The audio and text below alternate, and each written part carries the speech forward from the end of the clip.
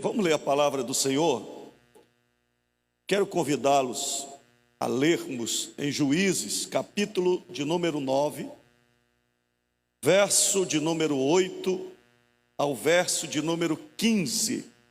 Antigo Testamento, diz a palavra do Senhor: certa vez as árvores foram ungir para si um rei.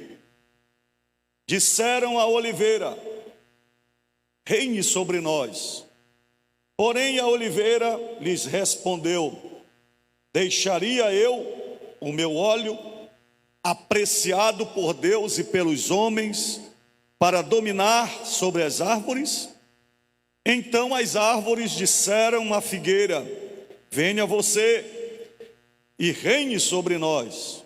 Porém a figueira lhes respondeu: deixaria eu a minha doçura e o meu bom fruto para dominar sobre as árvores?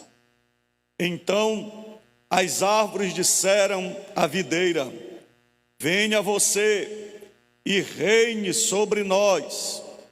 Porém a videira lhes respondeu: deixaria eu o meu vinho, que agrada a Deus e aos homens, para dominar sobre as árvores? Então todas as árvores disseram ao espinheiro: venha você e reine sobre nós. E o espinheiro respondeu às árvores: se é verdade que querem me ungir rei sobre vocês, venham e se refugiem debaixo da minha sombra. Mas se não, que do espinheiro saia fogo que consuma os cedros do Líbano. A Bíblia Sagrada é o nosso manual de vida para o céu e principalmente de vida aqui nesta terra. A palavra de Deus nos orienta sobre tudo, sobre finanças, sobre crédito, sobre penhor, sobre você ser fiador de alguém. A Bíblia fala sobre casamento, a Bíblia fala sobre relacionamento, a Bíblia fala sobre sexualidade, a Bíblia fala de tudo. E principalmente a palavra de Deus fala sobre a nossa cidadania. Quando nós falamos em cidadania, nós temos que falar de uma palavra que muita gente se escandaliza quando falamos na igreja, que é a palavra política. É um dos temas complexos, indigestos. Eu nasci no meu interior, em Augusto Correia, alguém dizendo: política é do diabo, crente não se mete em política. Eu não quero nem ouvir falar sobre isso. E a comunidade evangélica não está livre desses debates, principalmente em períodos de eleições como essa, que é agora uma das eleições mais difíceis, que é a eleição municipal, que todo mundo diz que é a eleição no nosso quintal, que mexe no nosso orçamento, eleição para prefeito e para vereadores. Quando nós lemos a parábola de Jotão, que nós não vamos mergulhar na questão histórica dela, por questão de tempo, mas você pode ler o contexto, que retrata a morte e o assassinato de toda uma família, para que um cidadão pudesse reinar como herdeiro do seu pai. Mas aqui essa parábola de Jotão, fala justamente sobre essa guerra pelo poder, para assumir o comando, para liderar. Aqui fala das árvores, nesta parábola, se juntando para escolher um rei, para reinar sobre elas. Porque naquela época, o poder estava na mão de uma só pessoa. Era a época dos monarcas, dos imperadores. Eles representavam todos os poderes. Como hoje, tem a rainha da Inglaterra, que praticamente ela é uma chefe de governo, aliás, uma chefe de Estado, mas não é chefe de governo, e o poder esvaziado com o primeiro-ministro. Todo mundo fala mais no primeiro-ministro do que da rainha da Inglaterra. Mas naquela época, o rei representava todos os poderes modernos que nós conhecemos hoje: o executivo, o legislativo e judiciário. O rei fazia a lei, o rei julgava e o rei executava. Como Davi, como Salomão, como o rei da Babilônia, os reis que nós conhecemos na palavra de Deus. Hoje, a parábola, se formos atualizar a parábola, seriam as árvores se reunindo para eleger o prefeito, as árvores se reunindo para eleger o presidente, as árvores se reunindo para eleger os deputados federais, os senadores, os vereadores. Mas a história é a mesma, é saber quem reina sobre nós. E por que essa parábola foi incluída na palavra de Deus? Não só esta parábola, mas diversos textos na Bíblia. Porque a Bíblia deseja que nós lembremos que nós temos duas cidadanias. Nós temos a nossa cidadania celeste, conforme Hebreus capítulo 11, verso de número 13 a 16, que nós desejamos a nossa cidade celestial. Nosso nome está escrito no livro da vida. Mas, enquanto nós estivermos aqui na terra, nós temos a nossa cidadania terrena. Desde o dia em que nascemos, que recebemos o nosso registro no cartório, nos tornamos pessoas civis. A partir do momento que fomos adquirindo as idades, idade relativa com 16 anos, absoluta com 18 para responder criminalmente e a de 21 para responder civilmente, nós passamos a ter a nossa cidadania plena, terrena, tanto para deveres como para direitos. E é interessante que quando você lê Atos capítulo 16, pode ler comigo, verso 37 e 39, depois que Paulo pegou aquela surra na penitenciária de Filipos, depois que ele foi acusado de causar balbúrdia na cidade, porque ele expulsou um demônio daquela mulher feiticeira, depois que o carcereiro, com o impacto do terremoto, foi salvo, que levou Paulo para casa, Paulo pregou o evangelho para ele, toda a família foi salva. Depois de tudo isso, as pessoas descobriram que Paulo tinha cidadania romana, e aí queriam que Paulo vazasse da cidade, na nossa linguagem bem hoje, queria que Paulo vazasse em secreto, porque eles estavam com medo de serem punidos por César, porque eles se precipitaram em bater num apóstolo de Cristo, mas depois descobriram que o apóstolo de Cristo era cidadão romano. E olha o que diz a Bíblia: Paulo, porém, lhes disse, olha Paulo,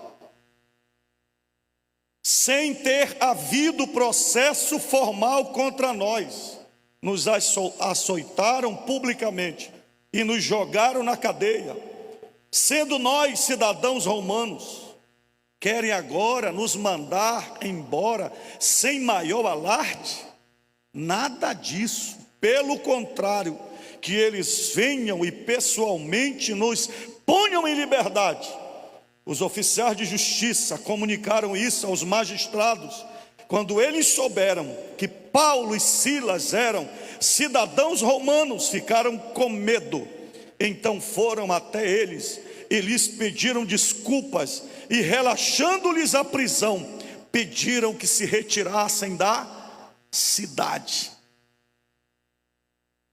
A Bíblia nos orienta a termos a cabeça no céu, mas a Bíblia nos orienta a termos os pés na terra e exercermos com consciência e responsabilidade a nossa cidadania terrena.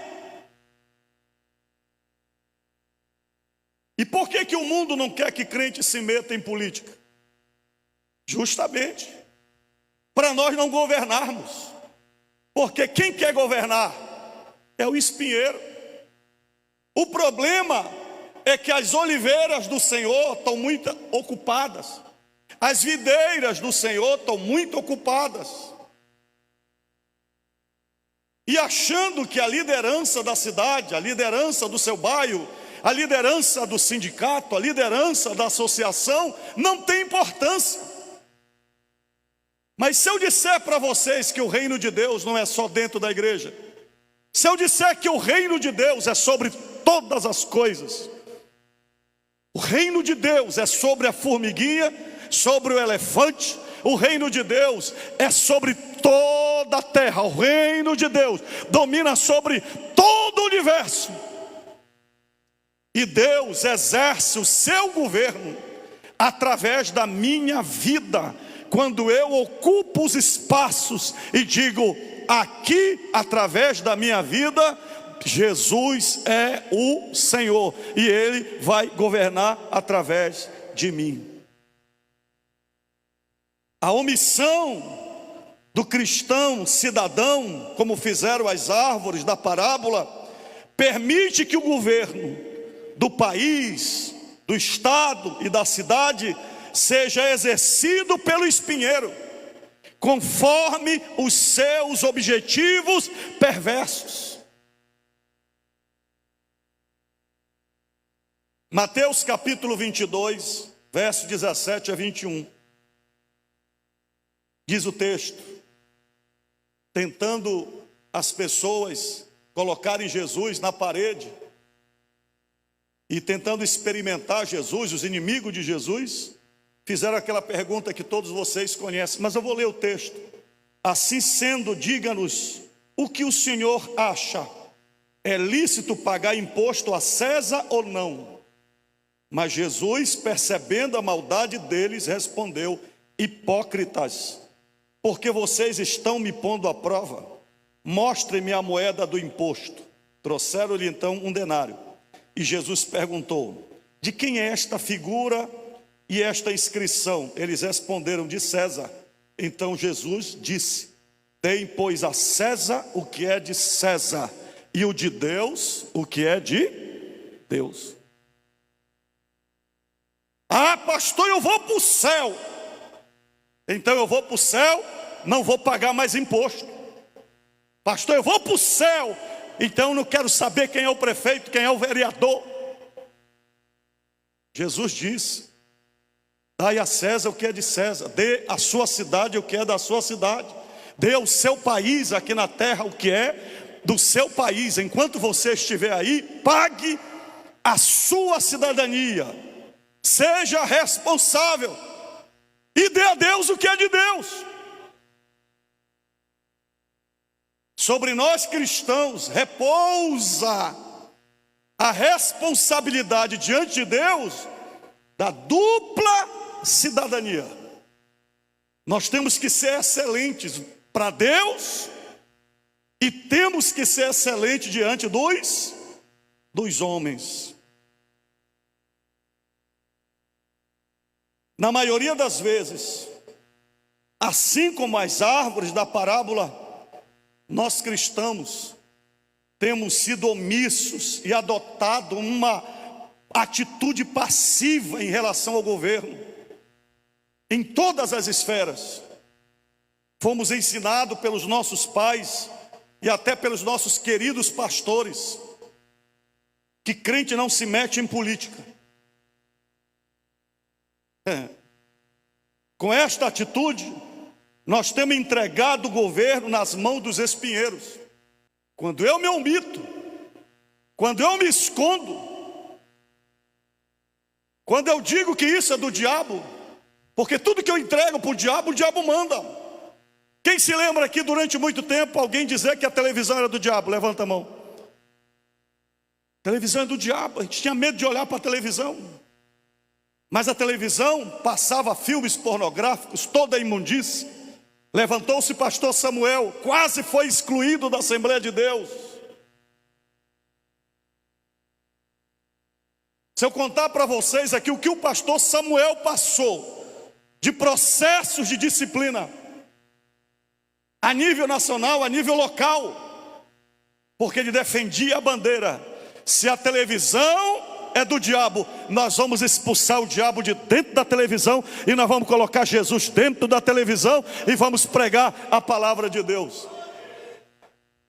E nós temos as boas novas. E não temos somente as boas novas.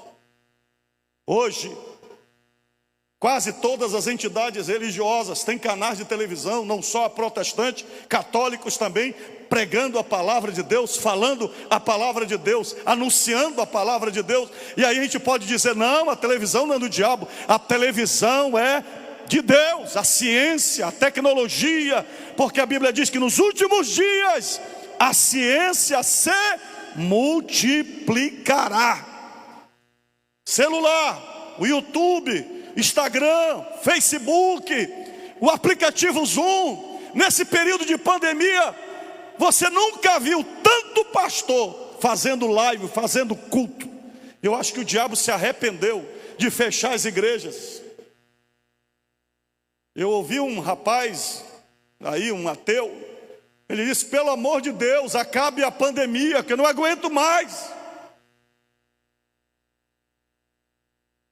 Pastores aprenderam a fazer live.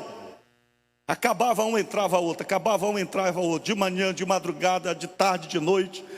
Jesus salvando, libertando, curando. Quem pode dar glória a Deus? Tudo pertence a Deus. A praia é de Deus, o rio é de Deus, Igarapé é de Deus, as ruas são de Deus, as cidades são de Deus, o shopping é de Deus. A van não é do Luciano, não. A van é gerida por ele, pelo Luciano, como as outras lojas. Mas quando você entrar lá, diga, tem um cara trabalhando que construiu essa loja para eu comprar aqui. O dono é Deus. Quando ele morrer, a riqueza vai se transferir para outra pessoa. Eu não vi ninguém sendo enterrado e levar junto o seu supermercado, a sua casa, a sua riqueza, porque na verdade tudo é de Deus. O mundo e tudo que há pertence a Deus. Nós somos apenas administradores de Deus.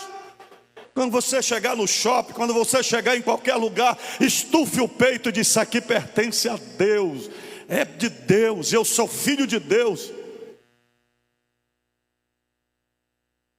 Queridos, quando as árvores disseram, vamos eleger um rei, e saíram à procura de um rei, para que reinasse sobre a floresta, essa floresta imaginária das árvores, é a nossa floresta local aqui de Marituba, Ananindeua, Santa Bárbara, porque não existe o ser humano viver sem uma liderança.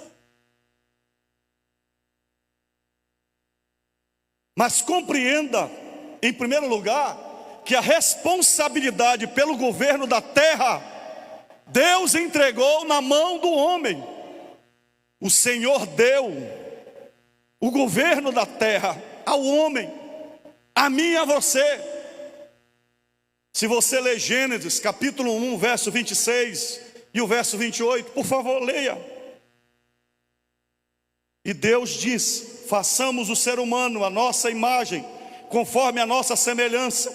Tenha ele domínio sobre os peixes do mar, sobre as aves dos céus, sobre os animais domésticos, sobre a terra. Assim Deus criou o ser humano à sua imagem, a imagem de Deus o criou. Homem e mulher os criou. Tanto homem como mulher são líderes, pode liderar. Essa bobagem sobre quem pode ser líder, ser o homem, ser a mulher, é só você vir para Gênesis. Deus entregou o governo da terra ao homem. Verso 28, e Deus os abençoou e lhes disse, sejam fecundos, multipliquem-se, encham a terra e sujeitem-na. Agora eu quero que você leia o Salmo 115, versos 16 e 17, por favor. Que vocês sejam abençoados pelo Senhor. Salmo 115, 16 e 17. Eu estou pregando a Bíblia. Que vocês sejam abençoados pelo Senhor, que fez os céus e a... Quem fez os céus e a terra? Diga assim, o Senhor fez os céus e a terra. Os céus são os céus do Senhor. Repita comigo. Os céus são os céus do Senhor, mas a terra ele deu aos filhos dos homens. O homem criou leis, loteou a terra, dividiu em países, dividiu em nações, dividiu em ruas, dividiu em terrenos, meteu cerca, registrou em cartório: esse lote é meu. Isso aí é lógica humana. Mas a quem Deus deu a terra? Ao homem. A quem pertence o céu? Jesus disse: ninguém vai ao céu, e ninguém entrou no céu, senão o Filho do Homem, e quem este levar para lá. Então, no céu não entra quem quer, no céu entra quem Jesus deixar entrar. É por isso que estamos aguardando o arrebatamento da igreja. Para entrar no céu tem que estar escrito no livro da vida. Mas na terra, a terra é tua. A terra Deus deu ao Filho dos homens. A terra é tua. A terra não é do espinheiro, não. A terra é tua, pertence a você.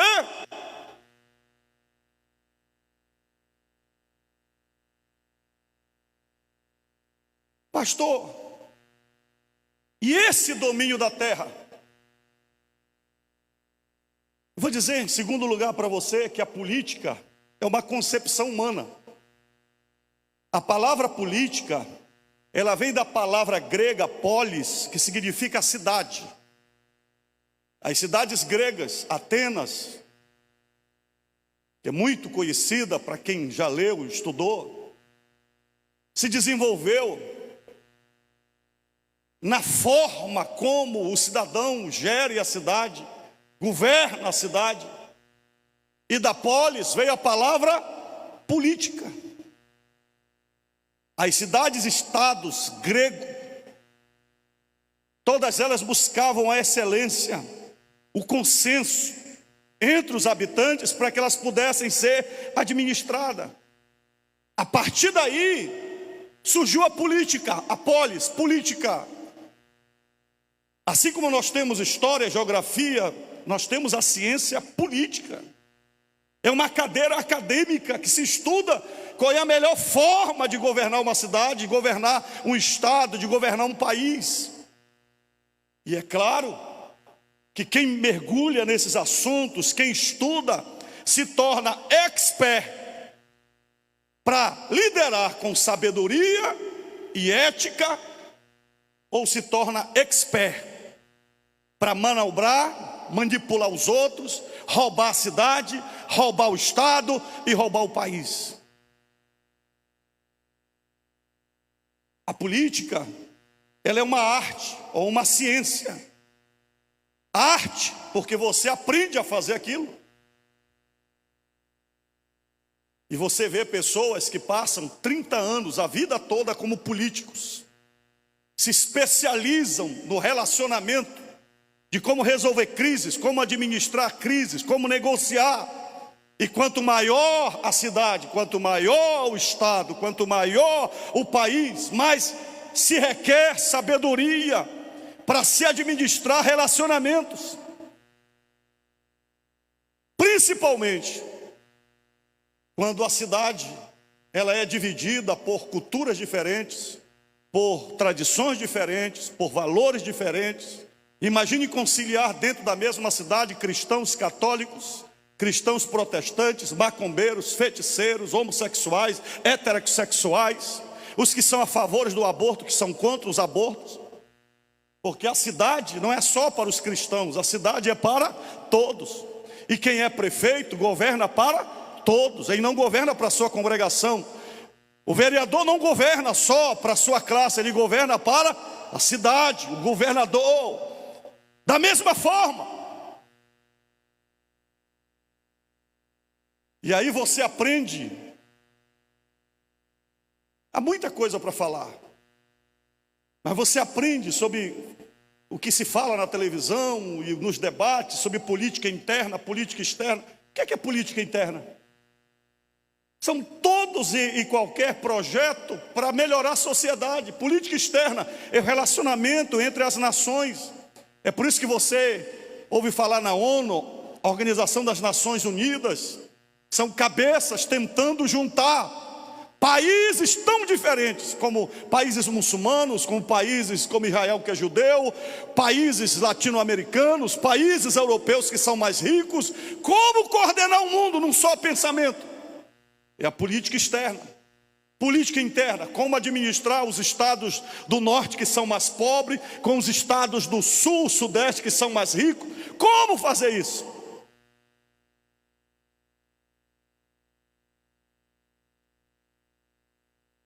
Escute uma coisa, no meio de todo esse processo, e no meio dessas muitas formas e sistemas dentro da política, às vezes nós desanimamos, e a gente desiste, não só de participar ativamente, mas a gente desiste como crente, pelo menos de orar, para que Deus haja, e levante pessoas sérias para governar.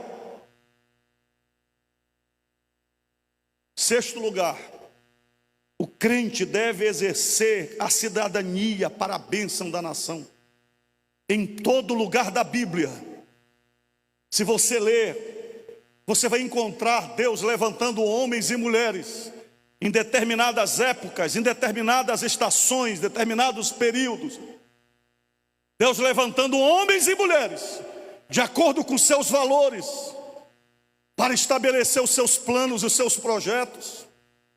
José, no Egito, Daniel na Babilônia, Esdras e Neemias no Império Persa, e por aí vai.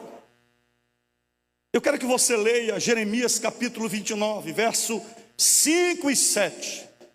O texto que eu vou ler para vocês se passa na Babilônia. Jeremias está em Jerusalém, o povo está cumprindo aquele cativeiro de 70 anos na Babilônia, é na época do Império Babilônico. Qual é o conselho que você dá para alguém que está escravizado por um império, em uma outra cidade, num país diferente, numa cultura diferente? Qual é o conselho que você dá para quem está escravizado? Talvez seu conselho fosse: faça revolta, faça aí alguma coisa que abale a cidade, faça terrorismo. Mas olha o conselho de Deus para este povo que está no cativeiro: construam casas e morem nelas. Eu estou lendo em Jeremias capítulo 29, versos 5 e 7. Construam casas e morem nelas, plantem pomares, comam o seu fruto, casem e tenham filhos e filhas, escolham esposas para os filhos de vocês e deem as suas filhas em casamento, para que tenham filhos e filhas, aumentem em número e não diminuam aí na Babilônia. Olha a estratégia de Deus. Deus está dizendo: não briguem com Nabucodonosor. Pelo contrário, casem, se multipliquem. Quando ele abrir o olho, vocês serão maiores do que eles na Babilônia.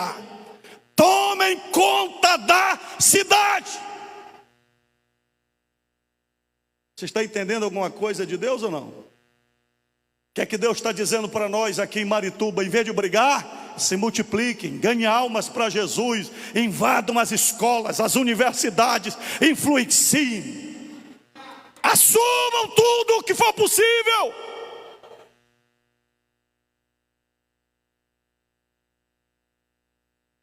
Procurem a paz da cidade, seja um promotor da paz, ajudem Nabucodonosor a administrar a Babilônia. É isso que ele está dizendo. Procure a paz da cidade para onde eu os deportei, e orem por ela ao Senhor. Quem está orando aqui por Marituba? Pastor, mas aqui só tem gangue. Ore pela cidade. Pastor, a cidade não está boa. Ore pela cidade. Deus está mandando orar pela cidade. Deus está dizendo: se multiplique, promova a paz e ore.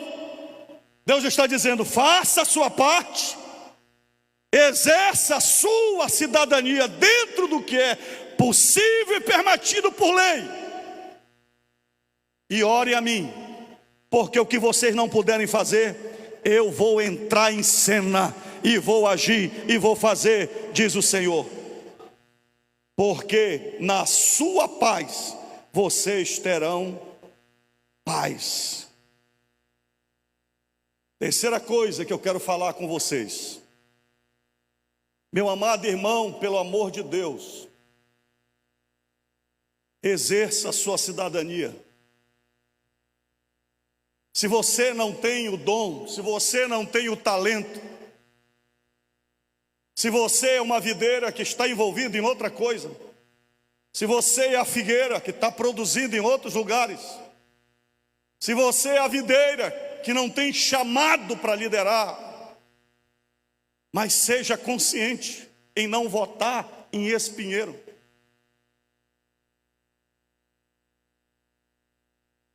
Eu digo para vocês que Edmund Burke, o que ele falou é verdade. Para que o mal triunfe, basta que os bons não façam nada.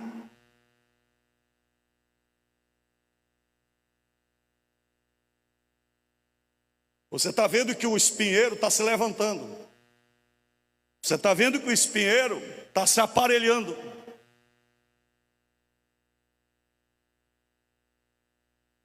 E quem é o espinheiro? O espinheiro representa um líder contrário aos princípios cristãos e de Deus. A política é suja e corrompida quando seus agentes são corrompidos pelo pecado. E aí vem a palavra politicagem. A sem-vergonhice, a safadeza, a corrupção. Romanos capítulo 1, verso 28 a 31. Se for possível, leia comigo, diz assim: e por haverem desprezado o conhecimento de Deus, o próprio Deus os entregou a um modo de pensar reprovável, para praticarem coisas que não convêm. Estão cheios de todo tipo de injustiça, perversidade, avareza e maldade. Estão cheios de inveja, homicídio, discórdia, engano e malícia. Você vê isso na política?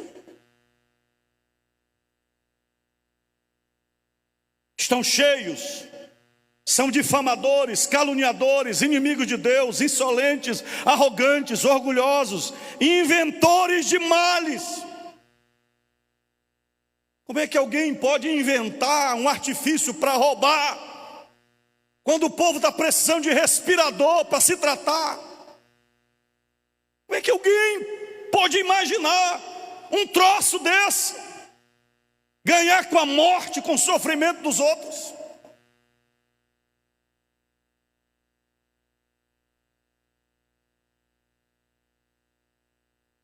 Desobedientes aos pais, insensatos, desleais, sem afeição natural e sem misericórdia.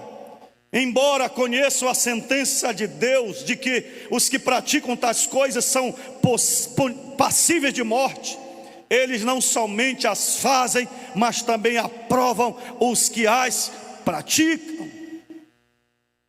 Esse texto aqui não foi escrito só para os políticos, foi escrito para mim e para você, porque tem pastor que está incluso nisso. Tem pastor que rouba, saqueia a igreja. Jesus disse que nos últimos dias nós teremos falsos profetas. O espinheiro simboliza os princípios mundanos. Se você ler Lucas capítulo 8, verso 11, Jesus diz assim: a parte que caiu entre os espinhos, estes são os que ouviram e no decorrer dos dias foram sufocados com as preocupações, as riquezas e os prazeres desta vida, e os seus frutos não chegam a amadurecer. O espinho representa tudo aquilo que sufoca a minha vida, a minha espiritualidade. Ah, pastor, que igreja tem a ver com política? Tem a ver que se eu colocar lá um cabra que não ama a Deus, não respeite os valores cristãos, a primeira coisa que ele vai fazer é se levantar contra tudo que eu acredito. Um político, quando assume a cadeira da prefeitura, ou a cadeira da Câmara Municipal, ou do Senado, ou da Câmara Federal, um juiz, quando assume a cadeira do Supremo, ele não deixa as convicções dele lá fora. Sejam os valores espirituais, valores culturais, sejam os valores internos, dependendo da criação dele, a forma psicológica dele, ele leva com ele. O homem é corpo, alma e espírito. Tem uma candidata prefeita que vocês estão acompanhando, lá para o sul, sudeste, que durante a sua campanha anterior, a mudança de hábito, de vestimenta, para o que ela é hoje, ela parece uma evangélica. A hipocrisia para enganar, a artimanha, o artifício, políticos que aceitam a Jesus, políticos que toda campanha vem à igreja e nascem, dizendo eles. Quem são os espinheiros? Quem defende, na minha concepção, eu estou falando aqui do que eu acredito, segundo a palavra de Deus. O espinheiro vai defender a política do aborto, a diferença entre um feto de 15 dias ou de um mês para um adulto de 50, 60 anos é apenas a questão de tempo. Mas ele é vida, ele é um ser diante de Deus. Salmo 139, tu me viste substância ainda informe dentro da minha mãe, e todos os meus dias foram escritos e determinados, quando nenhum deles existia. Louvado seja o Senhor, porque Ele é o Senhor da vida. Espinheiro, política contra a família cristã. Há um projeto no Congresso, esqueci de anotar o número agora, que está tentando aprovar o casamento entre pai e filha. Eu não estou falando de balela, é só você pesquisar aí no Google. Existe um grupo enorme no Brasil defendendo práticas sexuais normais entre mãe e filha, entre pai e filho. Aí você diz, pastor, o mundo vai de mal a pior, vai. Mas esse cara que vai de mal a pior, que vota, tem o mesmo direito que eu, que sou cidadão. Enquanto eu puder votar, enquanto eu puder decidir, a terra aqui é minha. Deus colocou na minha mão. A hora que Deus não quiser mais, a hora que a situação apertar, a hora que eu não tiver mais voz, a hora que me jogarem na cruz, eu não vou pagar mais o imposto de César, só vou viver para Deus. Quem está entendendo o que eu estou falando? Política que favorece a corrupção, política que restringe ou proíbe a liberdade de culto, a lei da mordaça, política que proíbe o ensino da Bíblia nas escolas, política de legalização do uso das drogas. Isso é espinheiro.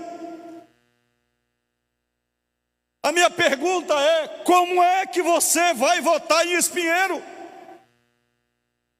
O espinheiro pode ser eleito por unanimidade, por causa da insensatez e ignorância. Pastor, está todo mundo indo nele, mas você não é todo mundo. Escutem bem, então as árvores disseram ao espinheiro, venha você e reine sobre nós. A eleição foi unânime.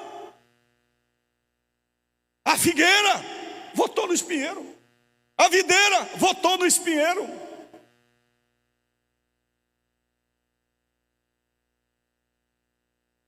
A unanimidade, às vezes, ela é insensata e ela é ignorante.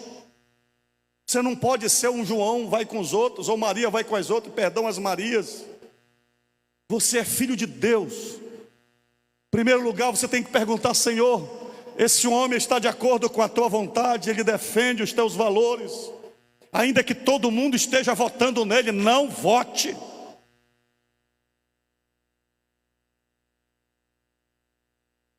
Só a insensatez, a ignorância explica a razão pela qual as árvores de qualidade, como a oliveira, a figueira, a videira, escolheram o espinheiro como governante. Às vezes dá vontade de achar graça. O prefeito é o pior da cidade. O vereador é o mais imbecil da cidade. Com todo respeito às nossas autoridades. E a gente pergunta como foi que ele conseguiu. Porque os homens de bem não quiseram, se omitiram.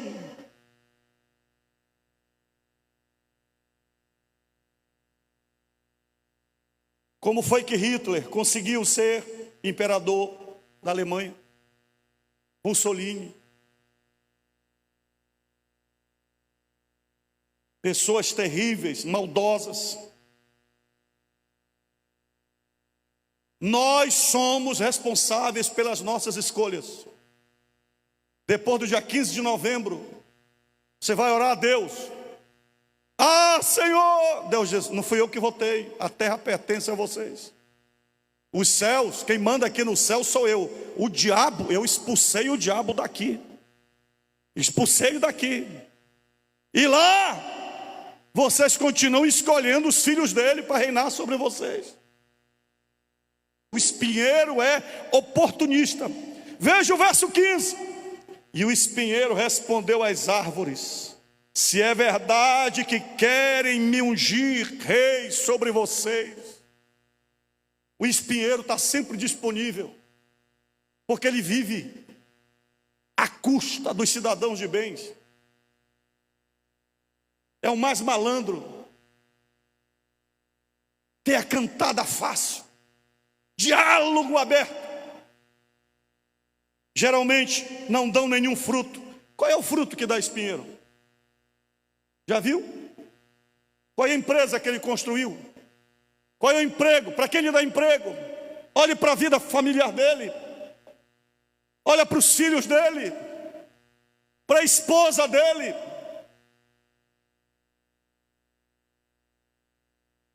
Quinto lugar, o espinheiro é manipulador. Qual é a resposta do espinheiro? Venham e se refugiem debaixo da minha sombra. Qual é a sombra do espinheiro? E ele tem a cara de pau de dizer para a videira e para a figueira e para a oliveira: venham debaixo da minha sombra. Um espinheiro, no caso aqui é a sarça. Na época, a sarça de Israel, até hoje, ela cresce no máximo 2 metros, 2,5 metros de altura. Como é que uma oliveira vai ficar debaixo de uma sarça? Como é que uma videira vai ficar debaixo de uma sarça? Mas às vezes a sociedade fica tão imbecil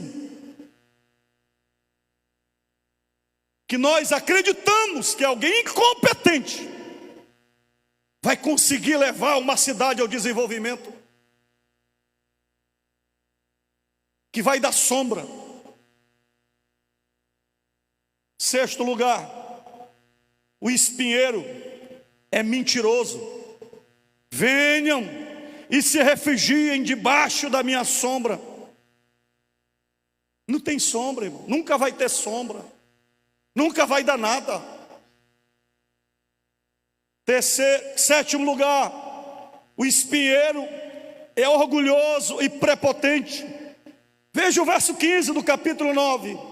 Mas, se não, que do espinheiro saia fogo que consuma os cedros do Líbano. Um cedro chega à altura de 20 metros, 30 metros de altura. Um espinheiro, o máximo que ele chega é 2,5 metros. Mas o espinheiro acabou de ser eleito a rei. E ele está dizendo: se vocês não me respeitarem, saia fogo de mim e consuma o cedro. Porque é assim que o espinheiro age. Compare o seu tamanho, o seu valor espiritual, para você colocar na vida de uma pessoa que vai governar, que vai te eleger. O espinheiro representa e simboliza, em oitavo lugar, a injustiça, aquele que busca o seu próprio interesse, e aquele que está disposto a fazer tudo, inclusive matar, para alcançar os seus fins egoístas e manipuladores. Tudo que eu estou falando aqui, irmãos, eu estou falando com temor de Deus, naquilo que eu acredito na palavra de Deus. Eu não creio e não prego que a igreja é um partido político. A igreja não deve e nunca deu certo em nenhum momento da história, seja padre, seja pastor, de influenciar a igreja para governar politicamente, para querer mandar na cidade como entidade, como igreja. Eu não acredito na igreja trabalhando com um partido político. Mas escute uma coisa: você como cidadão, eu como crente, eu como advogado, eu como contador, eu como pastor,